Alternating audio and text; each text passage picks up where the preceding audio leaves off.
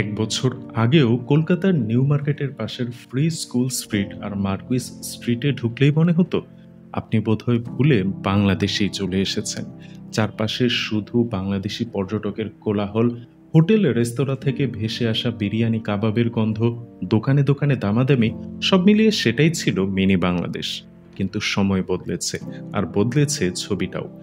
বাংলাদেশের ছাত্র জনতার জুলাই গণ অভ্যুত্থানে আওয়ামী লীগ সরকারের পতনের পর যেন হঠাৎ সুইচ অফ হয়ে গেছে এই প্রাণকেন্দ্রের।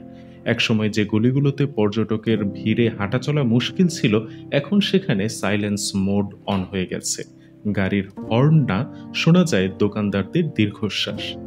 ব্যবসায়ীদের হিসাব বলছে শুধু এই মিনি বাংলাদেশ এলাকায় এক বছরে উড়ে গেছে 1,000 কোটি রুপিরও বেশি ব্যবসা। নিউ মার্কেট আর বুর্রা বাজার মিলিয়ে ক্ষতির অঙ্ক দাঁড়াচ্ছে 5,000 কোটিরও উপরে।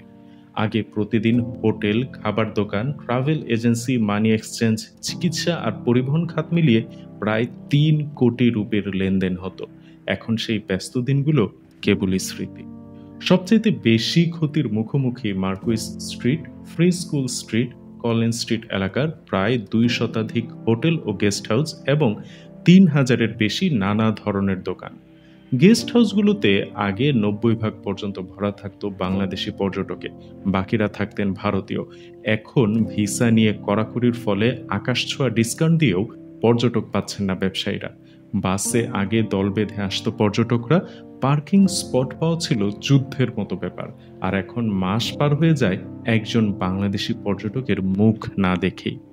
মানি এক্সচেঞ্জ ব্যবসা কার্যত বন্ধই হয়ে গেছে। রেস্তোরাঁগুলোর অবস্থা টালমাটাল। মাঝারি ও ছোট রেস্তোরাঁগুলোর প্রায় 40% গুটিয়ে গেছে, বড়গুলো মেনু ছোট করে টিকে আছে কোনোভাবে। সামগ্রিকভাবে রেস্টুরেন্ট খাতের ব্যবসা 70%-এর মতো নাই হয়ে গেছে গত জুলাইয়ের পর থেকে, এমনটাই জানা গিয়েছে টাইমস অফ ইন্ডিয়ার এক প্রতিবেদন থেকে। মানি এক্সচেঞ্জ ব্যবসা, সিম কার্ড বিক্রেতা ও অন্যান্য সেবাদাতারাও মারাত্মক ক্ষতির সম্মুখীন। মোহাম্মদ আনসারি নামের এক ভুক্তভোগী সিম কার্ড বিক্রেতার মতে তাদের ব্যবসা আগের তুলনায় 10 ভাগের 1 ভাগে নেমে এসেছে গেল জুলাইয়ের পর থেকে। সংকট শুধু দোকান হোটেলেই থামেনি। যারা বাড়িতে রান্না করে পর্যটকদের খাওয়াতেন, হোমস্টে চালাতেন, গাইড করতেন, সবাই এখন দিশেহারা। কেউ গাড়ি কিনে বসে আছে, অথচ মাসে হাতে গোনা কয়েকটা লোকাল বুকিং, তাতেও ভাড়া আগের অর্ধেক। ইএমআই এর চাপে অনেকেই মানসিকভাবে ভেঙে পড়েছে।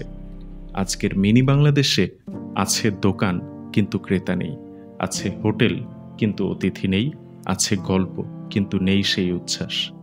চাতক পাখির মতো কলকাতার ব্যবসায়ীরা দিন গুনছেন, কবে আবার ফিরবে সেই কোলাহল, হাসি আর ব্যবসার সোনালী দিনগুলো। এ যেন মান্নাদের কণ্ঠে জীবন্ত হয়ে ওঠা সেই বিখ্যাত গানেরই বাস্তব রূপ। কফি হাউসের সেই আড্ডাটা আর নেই, আর নেই।